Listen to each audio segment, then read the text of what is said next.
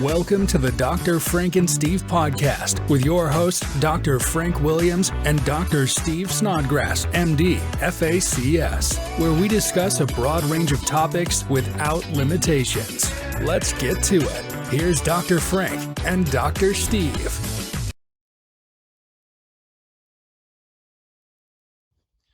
Hello, welcome back. This is Dr. Frank and Steve podcast. I'm Frank Williams. This is Dr. Steve Snodgrass. Today we're going to be covering a topic that's starting to make a lot of headlines, but it's very a serious subject, and it's something that everybody needs to be aware of and maybe can take action for, and that is cancer rates increasing for younger and younger people at a greater velocity than it needs to be actually. We're going to start off with going through the medical terminology, then I'll just cover some of the things maybe you can do as we normally do, interject in between each other and go through and tell you about things that may help to prevent or can help you to early detect those type of cancers or just about any type of cancer. So Steve, you'd like to start off? Okay, welcome everybody. As Frank said, it's a very serious subject matter, and one of the things that we want to go over is we want to make sure that you, especially as a younger person, that you can understand that about there's going to be 1.8 million cases, new cases of cancer diagnosed this year, according to the American Cancer Society, and about 40% of cancers can be prevented just by lifestyle changes and doing some of the different things that are healthier choices, if you will. And this study that came out about younger people getting cancer, they focused on biological age versus chronological age. What they're saying is like a 37-year-old body today is not like what a 37-year-old body was years ago. So there's rapidly changing dynamics going on, and what are some of those things that are involved in this. And that study was done at Washington University in St. Louis, which is where I went to school, by the way. So it's extremely reputable. It's a great school. There's no question about that. So I always pay attention when I see studies coming out of there, because I did spend some time there during my training. But when you look at the USDA has concluded that Americans are eating more meat than ever. So red meat is obviously one of the things that we got to look at. But I didn't realize this: 222 pounds per year. It's like, that's a lot of steak or whatever. You know, That's a lot. That's a lot. Yeah. And processed meats may be part of the problem, and meats that have been cured or canned or smoked, salted, dried, that sort of thing. I guess if you go and say, like, what do we have for dinner? And your wife says potted meat, just like, I'm not going to eat. Yeah. Well, the processing's changed over the years also. You have so many chemicals and additives, and people say, oh, I only buy organic this or organic that or grass-fed, unless you're getting that from the local farmers where you can verify. That's kind of, not that anyone would deceive you, imagine that. But, no. There's so many chemicals and different things that go into the process of stabilizing those products for the food shelves and for the grocery stores. I mean, there have been, and there are YouTube videos out about people who just flat out catch, because a lot of times people don't realize you'll see something in the grocery store and you may believe it's just a general cut of meat that you're used to getting, but sometimes if you can read the label, get the complete, it's parts and bits of other things mixed in to make that a whole section of what you're actually eating. That's why it may look a little different than it used to. Fillers. Yes, fillers. Fillers. Yeah. A general term that's like, wonder what that is. Like a star in her Botox. But I look at it like they're calling ultra processed foods, and that would be like cereals and snacks and sodas and all that sort of thing. They're calling that the new tobacco of the 21st century. And I think there's a lot to be said for that, because if you look at in the beginning, the tobacco industry was saying like, oh, there's nothing wrong with cigarettes or anything like that. And so it's like, but once the knowledge came in and saying like, well, there's a problem here, like the percentage of smokers went from like 45% to 12%. So we need to start looking at trying to decrease our intake of these ultra processed foods, just like what we did with tobacco. So we need to start that kind of movement, if you will, to get off those kinds of foods, or at least you limit it as much as you can. Right. And so I think that's one of the things, and these are like GI cancers, like gastrointestinal cancers that they're mostly talking about, as far as stomach, pancreas, bile duct cancer, colorectal, obviously, but there's also breast cancer associations with it, as well as some blood cancers. So it's one of those things where we just have to be made aware of it and start limiting those kinds of things, if not completely limit it. Yes. And I remember when I was in med school, which was a long time ago, but at the time, the rates of esophageal cancer in Japan were just off the charts compared, and like they had like mobile units doing upper endoscopy. It was so common because they were eating all these smoked fish and things like that that had nitrosamines and nitrates in them. And they looked at that as the causative factor. But anytime that you've got like a mobile upper GI thing rolling through your neighborhood like the ice cream man, that's a bad sign. Yes, any type of mobile service like that, or mobile operations. Not good. But the other thing too, hot beverages, anything greater than 140 degrees is associated with esophageal cancer, which is a really, really rough cancer to have. It's one of those cancers that basically rob you of your humanity, if you will. Anything that has anything to do with your swallowing, bowel, bladder, that sort of thing, that they're just really tough cancers. So overcooked and burned food, they form chemicals, and they're called heterocyclic amines or polycyclic aromatic hydrocarbons. It's like a barbecue grill. It's like when the barbecue is like, drips and all that sort of thing. They're saying when you eat those kinds of food, and especially if they're overcooked, but that's especially associated with colorectal cancer. Oh, wow. So it's something to, just think about. And alcohol is another one that's related to about 5% of all new cancers and 4% of cancer-related deaths. And that's of the mouth, pharynx, which is the throat, and the esophagus, and also colorectal cancer. So, and colorectal cancer is really getting a lot of ink these days because, I in my practice, I treated one patient who was 33 years old, and she survived. She was a stage 3 colon cancer, and that was the youngest patient I'd ever seen, and she still is, by the way. But I've had a couple of medical colleagues, friends of mine, that have died of colon cancer in their 40s, and so it's one of those things where usually you think about those kinds of cancers being an advanced age and that sort of thing. I mean, my father was 90 years old when he got diagnosed with his colon cancer. But if you compare that to like 33, there's a lot of living between. There is. Yeah, so pretty tough. And I didn't realize, but dairy consumption greater than 2.5 servings per day has been associated with prostate cancer. We've also heard so many times of refined carbohydrates and sugar in white bread, rice, pasta, that sort of thing. Fruit juices are more likely to develop colon cancer versus consumption of whole grains and complex carbohydrates. So those are another thing that you can avoid. Salt-cured pickle foods are associated with pharyngeal and gastric cancers. And another one I saw that, we've read about it before and heard about was microwave popcorn. And it has a source of perfluorinated compounds, but there's been multiple things associated with microwave popcorn. So I don't know, do you?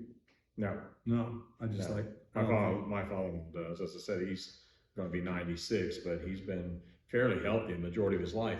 And I can remember my mother-in-law always having meat, potatoes, or vegetables. The difference is the majority of the time, the meat that they got, I go back to this, is because whether it be red meat, pork, what, it was not commercially processed. They got it from a farmer, Yeah. like a dairy, the cow or whatever you call that, a cattleman, or they got it from a beef farmer, or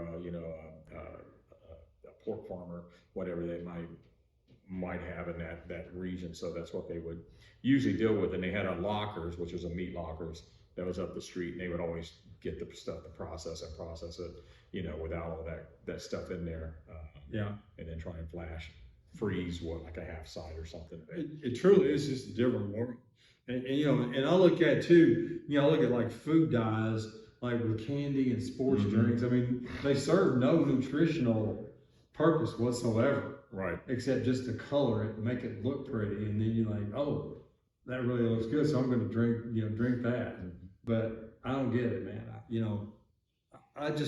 I have learned that, I can't tell you how many times as a physician that I've had patients come in and they say like, well, something's got to kill you. Something's got to kill you. And you hear it all the time. You're going to die of something. Yeah. And then they say that, but then when they actually get diagnosed with something that's going to kill them, how you going to fix me? It's like that attitude changes just like that. I mean, it's just like, oh, you're telling me I've got that, now. And it's just like, well, it wasn't all that long ago. You really didn't care that much. But, I've always had the saying is like, that's very true. No one gets out of this alive, but just try your best not to get maimed along the way, And if you can avoid surgery and chemo and radiation and all that stuff, if you can avoid it and you know it, just don't do it. That it kind of gets down to being that simple in so many cases. Especially when it comes to smoking. I mean, you look at, I think it's like 9 out of 10 lung cancers, or smokers is kind of going like, what other kind of, knowledge or database do you need to not, you don't need to go in there and buy a pack of cigarettes or, I did a thing with my son. He played pro baseball, and this was pretty funny because they invited me. One of his teams invited me to come speak on chewing tobacco, and I showed him the intraoperative and photographs of pre-op, intra-op, and post-op of what these chewing tobacco patients look like when basically you have like half your tongue removed and a lot of your face and a radical neck dissection and all that sort of thing, and like.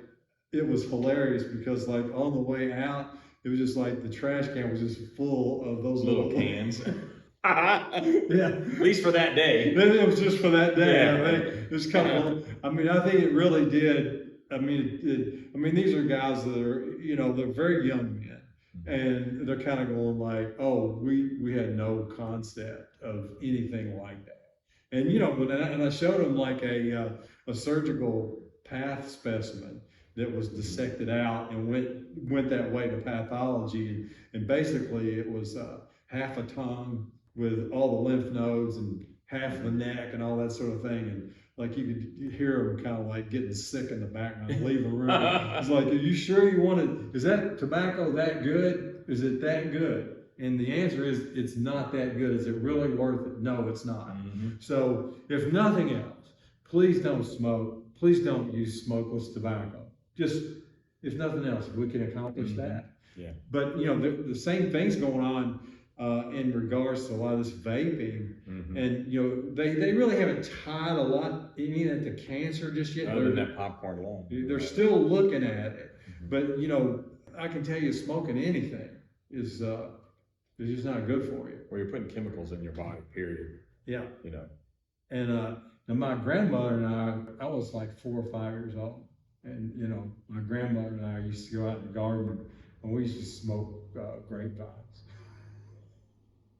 It was going like, it was kind of good at the time. But it was like, now I know better. I wouldn't smoke that grape. And my poor grandmother, she'd probably get like put in jail for it. Yeah, child abuse. Yeah, but and now overweight, obesity, over half the country is affected by it. And again, we keep going back to this. That's associated with 13 kinds of cancer. 13 kinds of cancer, and that's just so remarkable to me. And that we've talked about this before, the whole obesity, diabetes, cancer triad, and the fact that a lot of these obese patients, they will get type 2 diabetes, and then after their type 2 diabetes, a lot of cancers are diagnosed after diabetes is diagnosed. So they're all interrelated.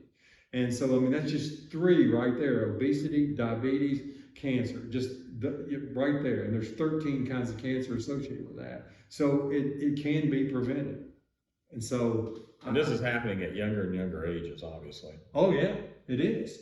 And it's just sad to watch. And I'm really getting concerned about it because, my son's in his 30s. And I'm like, I've talked to him about this. It's like, and we've talked a lot about it. And he's very health conscious and health aware. As I say, he was a professional athlete. So he really had to watch what he did. And he really took good care of his body. And I would not let it, it was one of those kind of things where I said, like, hey, if I catch you putting any kind of tobacco in your mouth, I said, I have no problem with coming out in the middle of the game, putting my finger in your mouth and pulling it out. And that fear, that embarrassment, I think that pretty much, he's like, because he knew you would do it. He's going like, there ain't no way I'm going to test my old man on that one. Because he knew. But it's like, you're not going to be doing that stuff on my watch. So, he had that kind of ingrained in his system for a long time, that a lot of kids whose parents were not medical, they didn't really pay that much attention to it, I think. But I think it's something now where people are understanding it. Skin protection to avoid sunburn is obviously one for skin cancer. And I listened to one podcast who's pretty popular, and not to detract from him, but he said, like, he was diagnosed with a skin cancer, and he said, it wasn't a dangerous type. The word cancer, period, is a dangerous type. Yeah, and it's like, I may have mentioned this before, but basal cell carcinoma is the one that's most common and least invasive. It's least invasive, but it still has the I word, invasive. And I was working with a plastic surgeon, and he was operating on his aunt, as a matter of fact. And she had a basal cell carcinoma of the scalp. And you have to get what's called clear margins. You have to, like, a lot of times you'll do frozen sections intraoperatively. You'll take the cancer and send it to the pathologist. They'll do a frozen section on it, and they say, like, yeah, the margins are clear, or no, they're not. But anyway, the long story short, this woman's basal cell carcinoma went down to her skull, and we had to take part of her skull out. Wow.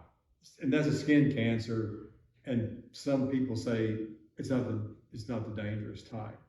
That's dangerous. And the other thing too that I found interesting was that it was a study done in Europe about squamous cell carcinoma, which is another skin cancer, which is one I've had. And they said that squamous cell carcinoma is now overtaken melanoma as the #1 skin cancer killer. Wow. So that's pretty remarkable, because first, a long time ago, melanoma was just a death sentence. Yeah. I mean, but now there's new therapies, and, we've come a long way. But, I was just reading like I always do one morning, and, I have this insomnia issue, and so it's probably about 4 o'clock in the morning, and I'm just reading, and like all of a sudden, I just feel this warmth running down my cheek. I'm like, what's the deal with that? And then just put my hand up, and it was blood. And I was like, oh, that's cancer, And so I went to the plastic surgeon, and he said, oh, I think it's probably just inflammation. And he goes, do you want me to biopsy it? And I said, oh, that's a skin cancer. I said, I want you to take it off. And he said, well, it's so near the eye, I'm not going to take it off, but I'll buy it. I said, just to kind of humor you. But, you know, I can tell you it's inflammation. It's like, okay. I said, don't make that bet. And so, like, I got the phone call from his office, and it wasn't like, hello, Dr. Snodgrass, or anything like that. It was just like, you know what, you were right. She said there was a cancer, it was squamous cell carcinoma. So I had to go back, get the Mohs procedure done and all that sort of thing. So be cognizant of it. And when you're sitting around and like all of a sudden something just starts bleeding, think cancer. Just think cancer. And then until proven otherwise. Yeah, until proven otherwise. Until proven otherwise. But it, you know, it's one of those things where a lot of people would just think like, oh, it's probably just something I did. I scraped it, or, you know, I may have just been like, had some sort of like little pimple there or something like that, and I just scratched it, now it's bleeding. But, you know, when you see things like that, you think cancer. And I think if we can relay that, I think that the people can really get ahead of things, because this squamous cell carcinoma I had, it was such an early stage. It wasn't a big deal, you know, to get it taken off, comparatively speaking, what it could have been. So anytime you see spontaneous bleeding from a skin lesion, think cancer until otherwise proven that it's not. And we talked about artificial sweeteners, try to limit intake of that. Hydrogenated oils or trans fat, they're associated with cardiovascular disease, but they're also looking into some cancers with that. But now the FDA's made that be on the label that it's got trans fat. One of the other things that a study I saw that was just kind of frightening was tap water. And said that the government study showed that drinking water from nearly half of the U.S. water faucets contain cancer-causing chemicals. So that's a lot.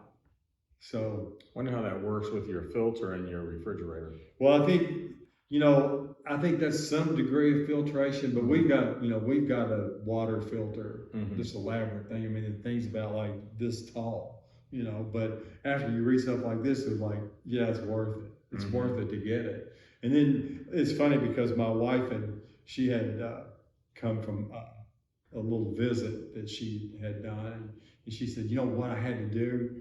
And I said, what's that? She goes, I had to drink tap water. And used to, no, we wouldn't think twice about that. I mean, find your local Kroger's. Get your San Pellegrino. Yes, and then like, how many times have you've been a kid, and I know this just sounds like crazy, but you just drink out of the water hose. Well, yeah, that was the drinking fountains in the day. It was. Water bottles and all that. Absolutely. Yeah, it really was. And I remember there was a great unlimited supply. Yeah, you just line up and everybody just takes drinks from the hose. But I remember Dick Butkus, the Chicago Bears lineman, and he was tough and as bad as they came. And but there was a great photograph in Sports Illustrated. It just shows how different the times were. I mean, the guy was a linebacker in the 60s or around in that era. And it had been raining. And that's how he got his water. He cupped his hand and got a puddle of rainwater and was drinking that. Now, you don't see that in today's world, do you? No. No. And you probably won't.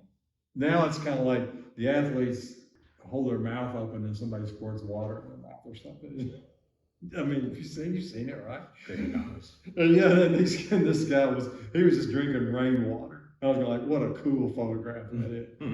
Yeah, that's pretty cool. One of the things too that I think is it's gained traction, but I think that we need to cover is gluten. And it's like it's not your grandparents' wheat.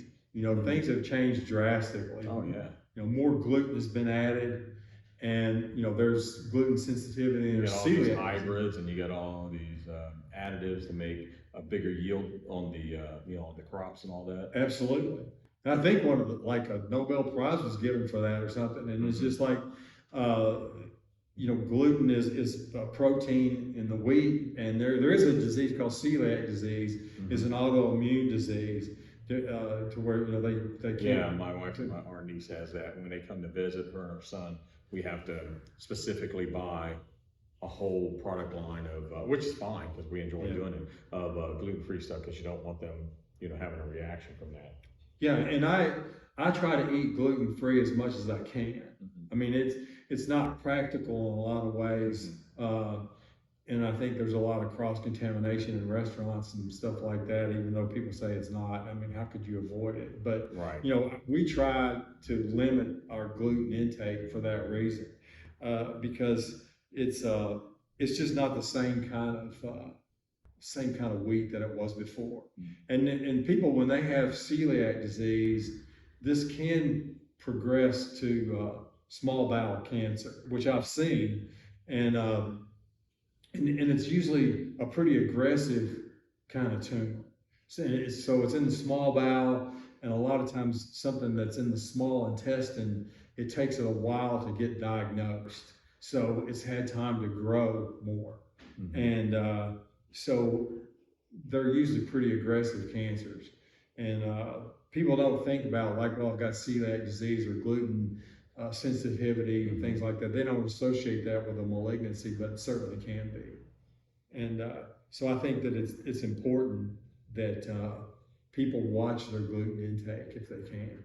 So as cancers are becoming more and more prevalent in younger and younger people, obviously, because a lot of recommendations are, if you're 25 or under, don't have a screening.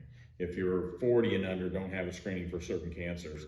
Do you see that changing to where they're going to have to do screenings at a much younger age, even possibly into the the teen years? I think there will be, and I think they're developing. There's certain blood tests that can be done, but a lot of it is just as far as colorectal cancer. A lot of it is just to like occult blood for occult blood in the stool. So there's tests for that. And then if you test positive for blood in the stool, then you get a colonoscopy. But there's also blood tests being developed that are going to be relatively, I'm going to say, it's going to be put more and more to use than what it has been in the past. So they're going to be developing new screening techniques, new screening ideas. Like that Cologuard box or whatever. Yeah.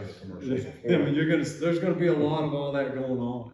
And I encourage that, because I mean the whole point of cancer, I mean, if you get it, if you get it early enough, it can be cured. And because I've seen aggressive cancers in young people, even when I'm retired now, but even when I was practicing, I saw young people with aggressive cancers, and you could still do something about it because you caught it early enough.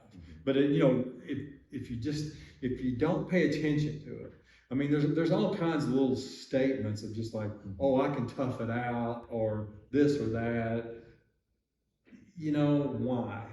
Exactly. It's not like you're in the covered wagon days or something. So it's just like, it's like you have to go out and churn the butter or do what, if you've got some sort of issue, get it checked out sooner rather than later.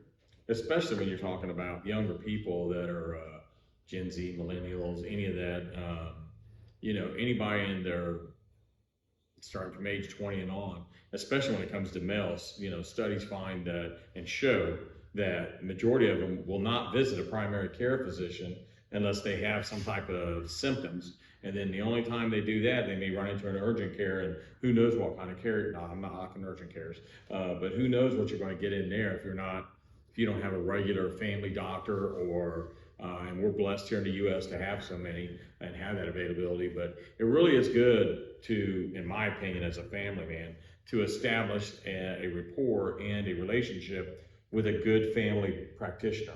That's an MD, because the fact that they get to know you, they get to know if something's out of the ordinary. If they're doing, even if it's your yearly checkups or you go in between, something's off, and they can go back and look at that chart and say, oh, hey, that's kind of off for him or her or whatever. Maybe I need to investigate this a little further. Not that it wouldn't happen, but in other areas, but I think one of the things with males is it's a pride thing, maybe that, hey, I'm invincible, so I don't have to do this. But given today's, I'll call it chemical society, because if you look at the list of chemicals, and I really don't, as you know, I try to eat pretty healthy. You look at the chemicals and everything that's in, and I don't eat red meat, but in everything, it's amazing all the different, if you start looking them up, you'd put a pair of gloves on and then dispose of that item because there's so many things built in just to keep shelf life longer and to process things quicker. Worst thing I think America ever did, or the world, was come up with microwaves. I mean, I get it. I mean, it's convenient cancers. Mm-hmm. So it's the continuity of care thing that you mentioned is so important because as I told you, for me, when I had a breast cancer patient or any patient that had a breast lesion. I thought you were going to say you had breast cancer. No, Okay. I don't. Males can get it. I know, but yeah, males can get it. But the thing about it is like, I would always see those patients on a regular basis, at least. I mean, if somebody had benign disease or whatever, I would at least see them once a year, because that way I could look at their chart, I could look at them, and once a year, if they were benign, I still could, I remember what their physical exam was like. I could refer back to it in the chart. If there's a certain area of the breast that I was looking at in particular, going like, that area may be something we just need to keep a closer eye on in that region. It's just something that I would make a note of, and I would have continuity of care with that patient. And especially, you look at genetics, especially like with breast cancer and ovarian cancer and all those sorts of things. It's one of those things where mother-daughters, all of that really needs to be a continuity of care. It needs to be established early, like in the daughter's life. Mm-hmm. So it's one of those things where people, they must respect that, because the genetic component is so strong. And I think it's important, you see commercials all the time for life screening. And I'm sure you've seen that, and no matter what channel you watch, it's on about every channel. Even though it's an ad, it's kind of like a public service announcement. Get your artery scan, get this scan, get that test done.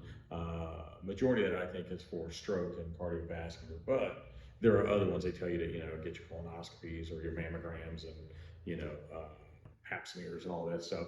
But I think that's an emphasis, maybe the health department or the health human services, as far as the government, they need to do more PSAs to try and push, and hopefully more and more, as you said, these mobile units, more and more companies come out where they set up these type of screenings for even younger people, at whether either their insurance pays for it or it's at very little cost for preventative. And I would think the insurance industry as a whole would try and figure out how to maybe, I know they're very proprietary because of the money, but how they would come together, and maybe start a fund to fund these type of things, so that when in different communities around the country, and start here in the U.S. and in cities and stuff, to where they can help fund those mobile clinics. Not saying you go get an operation, but for testing purposes. Mm-hmm. Yeah, I think there's so much that can be done in regards to prevention that we still don't do, even though we have the knowledge. Mm-hmm. That's what drives you crazy. It's like you have the knowledge. Mm-hmm. And so it's like, why do that? Right. Well, because you know that smoking cigarettes is a horrible thing to do. And we're in Kentucky, and I'm surprised at the number of people who still smoke cigarettes. You go to your local grocery store, Kroger, and contact me, I've got pictures of you. And the employees are right out there who walk in the front door, and I would think I'm from Ohio, and that's where Kroger's comes out of. I've never seen the employees smoking at the front door. There'll be 3 or 4 sitting there eating their whatever, McDonald's or something, and smoking away, and then you walk through that cloud of smoke. I'm like, is that one, it's unprofessional looking for the grocery store. Two, do you need to be right in front of the door doing that? But it is amazing to me, and you've talked about this, and we've talked about it over the years, since I'm going on 20 years being down here as a Kentuckian, an immigrant Kentuckian. I guess I made it over that wall. But we are so heavily populated with smokers and vapors. It's insane when you see that. And you would think, with everything going on, like you said, even if you see someone, they're like, yeah, I know I need to quit, but you're gonna die of something, and like, yeah, you are. But like I said, and as you said, you're the first one. If they even think they've got something, man, they find religion real quick. They do, yeah, and they really do, and it's really remarkable how you can take like the tough man guy, and then like all of a sudden he is reduced to a puddle because of his diagnosis, and just going like, well, we've kind of gone over this, and the fact that you weigh 300 and some odd pounds, you're like 5'7", weigh like 300, you smoke, you're diabetic, you've had a heart attack, you've had a stent, on and on and on. Now you got gallstones. And I'm relatively healthy other than that.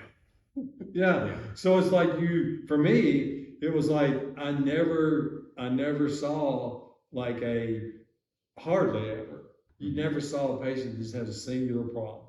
It was always like, well, I've had a stroke, I've got kidney disease, I've been on dialysis, I still smoke. Yes, I know I need to lose weight, I'm 100 pounds overweight. Yes, I've got type 2 diabetes. And it just goes on and on. I've got gallstones now. Is that serious? Is that surgery serious? For you, like walking from one end of the driveway is serious. So not to mention a general anesthetic, about that kind of, all of that puts a lot of different stresses and strains on the body that, it's like, well, I'm just laying there, it's no big deal. But, it's controlled death, basically. And it does cause a lot of stress on the body. It does. And my father-in-law's lived with us now going on 3 years. As most of you know, if you've been with these podcasts for a while, or if you're new, I'm his primary caregiver because he's almost 96. And he had some issues with passing out and fainting and cracking this or that, pelvic and different things and shoulder because of his age and his, just passing out. And, he was down, he's 6 foot tall, and he just kept passing out, but his weight was almost unhealthy according to the doctor. But because they didn't think he'd be around very long, and he's healthy as a horse. We see his regular doctor, we see his cardiologist, which we've got to go to next week for his, he goes every 6 months for a checkup. And all of them have said if he wouldn't have corrected his dietary habits, his environment basically, and we get him out, let him do things, fresh air, walk, do all this. He said it's a remarkable transformation. You took somebody at that advanced age who was literally on his last legs, as you call it, the Cascade of Doom. That's a lot of doctors. I heard another doctor say that the other day when I was watching. I think they got that from me somewhere. Oh yeah, you need to make sure you copyright, so they have to do it. But the guy said, oh, they're just going through the Cascade of Doom. But it's a remarkable transformation, just changing your dietary habits, your stress, your living and social environments around, and your physical fitness environments. And the guy for the most part is healthy as a horse. Yeah, well, he's 95. It's that generation. He's 95 for a reason. Yes. And one of the things I want to cover, and I've never heard this discussed, but it has to do with GMO food, the genetically modified organisms. I wondered if you were going to cover that. Oh yeah, we have to.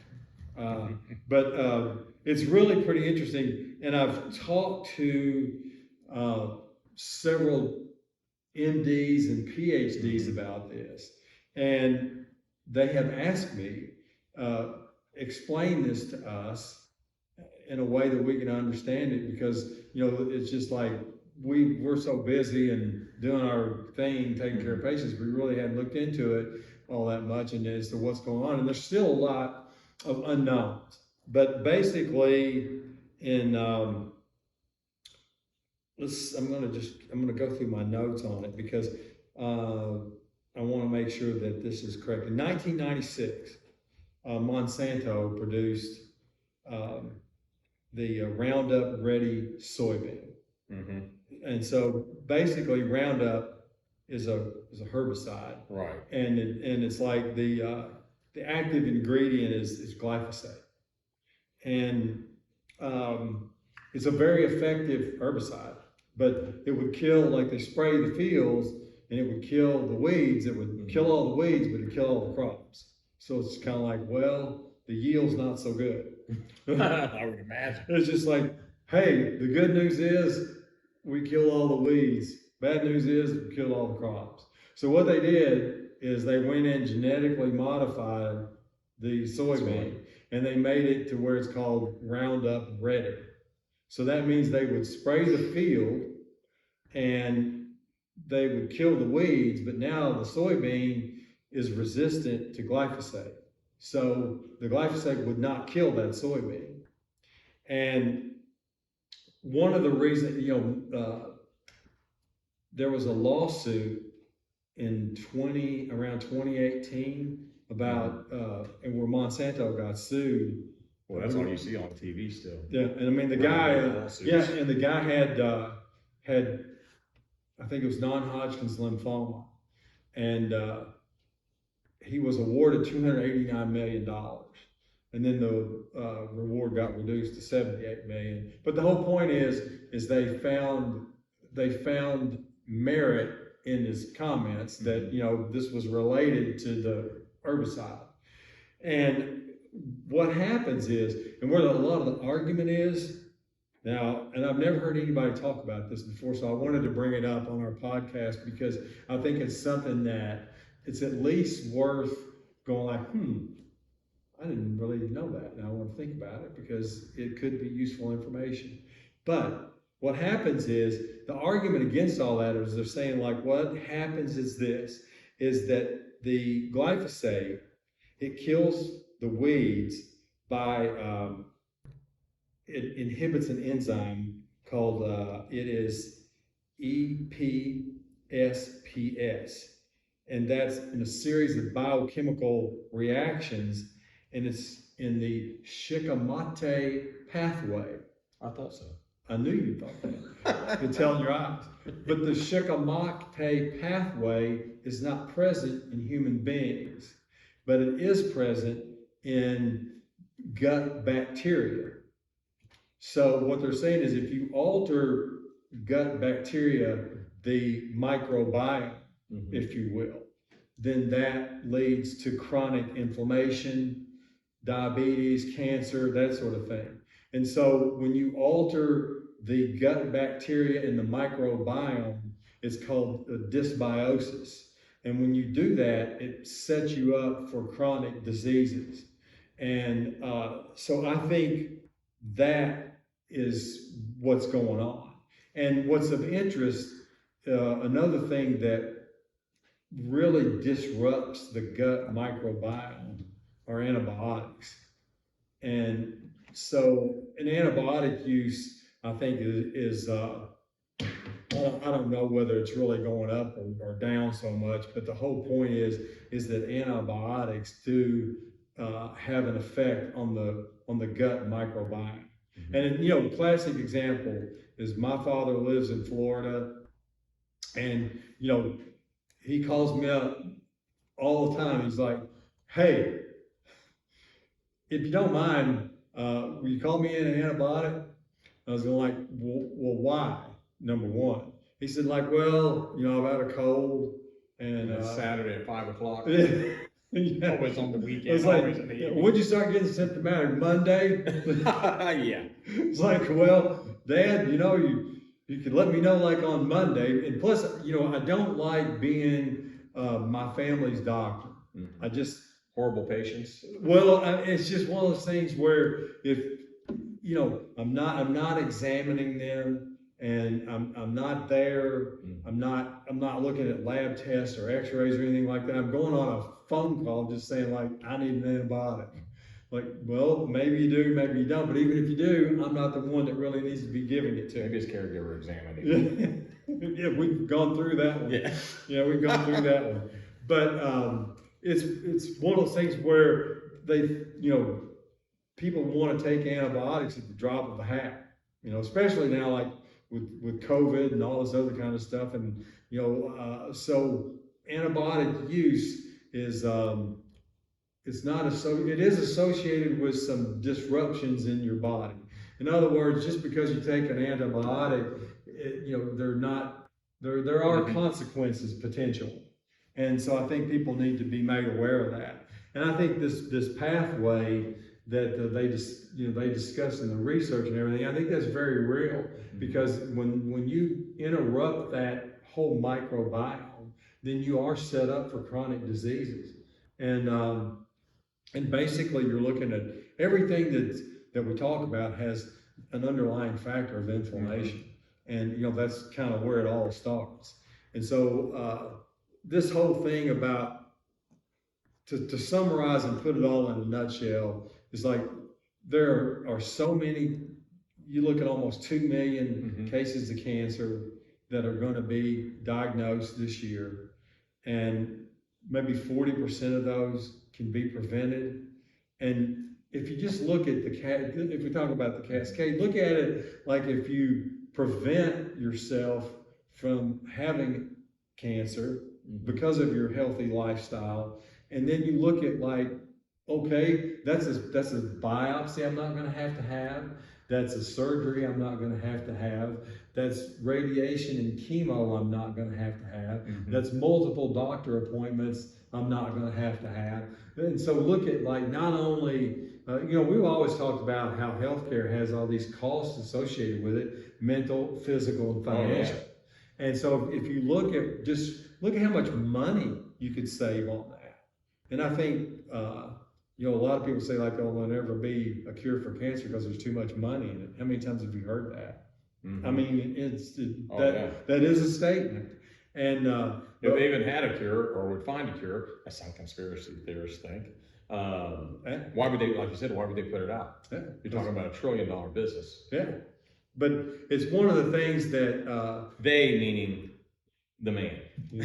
I don't know what this Rage Against the Machine, kind of thing. Call it. Well, whatever. But it's one of the things where if you can prevent that from happening to your body or to your family member, I mean, just look at the whole mental state of what the spouse of a cancer patient goes through. There's things like that need to be addressed. Because I looked at it like, been there, done that. Yeah, I mean, I know you have. Yeah. And it's just like, there's so much stress involved in that. And how many times have you laid awake just going like, hey, I just hope and pray there's not a recurrence. Those kinds of things. I mean, so there's a lot of psychological wear and tear on the family members. Which is why me and Jesus like that. Well, you got to be. Well, it's just one of those things where, if you take everything into consideration on all we're talking about today, and the pain and the suffering that you can eliminate from your life potentially, and why not do that? Which is why we're such big believers. We'll be doing some podcasts. We're going to be doing a lot of different variation podcasts, some health, some non-health, like art, and some more, what would you call it, entertainment value, like what's going on and what big things have come out of maybe your city. If you'd like to send us something, the history of your city and what's been developed there, like Bowling Green, we're going to be covering one. We'll be doing some podcasts coming up on art and healing again, several of those, along with healthy eating and meal prep and preparation for, everything from, these are meals that can help with what we're saying, to help be a preventative measure, along with, de-stressing, exercise, all as a multi podcast set that will allow people to know, hey man, how can I cook meals? What meals should I cook? What are some good foods before, during, and after cancer or strokes or whatever it might be? So And we are going to cover some more lighthearted topics, but realistically, people are looking for information, and I have been in the medical system here lately a lot more than I really wanted to be. And there's no what? There's no fun or quality of life in that. No sunshine. No, it's like, I've got to go, I've got this now, I've got to go through the office, I've got to go through the whole process, and then I've got to decide on whether or not I'm going to have any kind of intervention. And I have been my own advocate, I can tell you that, more than ever. Deal with insurance. Oh, more than ever. I have been my own advocate more than ever, because like I've had several doctors tell me that I need to have a certain surgery, and I may end up having that, but for right now, I'm like, no. And it comes back to that whole thing of like, one of my doctors said, well, you can look at your x-ray and 10 out of 10 surgeons would say you need to have surgery. The only question is what kind of surgery? What kind of intervention is best for you? Would it be minimally invasive, or would it be better just to start by mostly just doing a big open procedure, that sort of thing?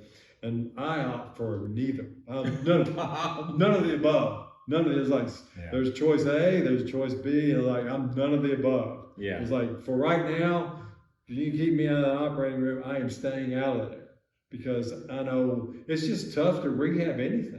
I mean, it really is. I mean, I had carpal tunnel surgery just 5 weeks ago or something like that. And I mean, and the surgery went perfectly. Couldn't have gone any better.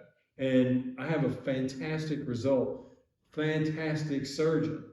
But I still have like this knot underneath my hand, like, and if you touch it, or it's still pretty sensitive. And it's why I'm not taking my lessons with you right now, because it's like, if you hit it a certain way, it's like, I don't want to disrupt anything in there that's still healing, and it still is. So I'm still taking off, because my surgeon knew my level of activity, and she said, look, I know you, and I'm telling you, you don't go back and start taking your lessons until like September at the earliest, and you watch what yourself as far as riding your bike, lifting weights.